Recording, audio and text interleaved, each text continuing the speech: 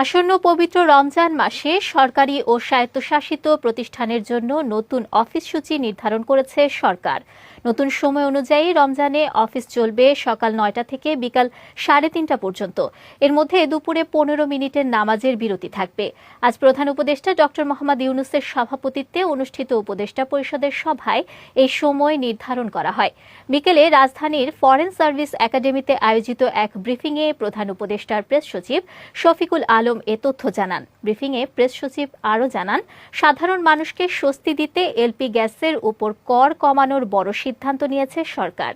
LP গ্যাসের স্থানীয় উৎপাদন ও ব্যবসায়ী পর্যায়ে আরোপিত ৭.৫% ভ্যাট এবং ২% আগাম কর থেকে অব্যাহতি দেওয়া হয়েছে। একই সঙ্গে আমদানিকৃত এলপি গ্যাসের ক্ষেত্রেও ৭% ভ্যাট আরোপের প্রস্তাব অনুমোদন করা হয়েছে। এই কর ছাড়ের ফলে এলপি গ্যাসের উপর করের বোঝা কিছুটা হলেও লাঘব হবে বলে জানান প্রেস সচিব। হিজরি ১৪৪৭-২০২৬ সালের রমজান মাসের জন্য অফিস সময়সূচি নির্ধারণের প্রস্তাব অনুমোদন হয়েছে। এর ফলে রমজান মাস আপনারা জানেন এটা ১৮ বা ১৯ তারিখে শুরু হবে।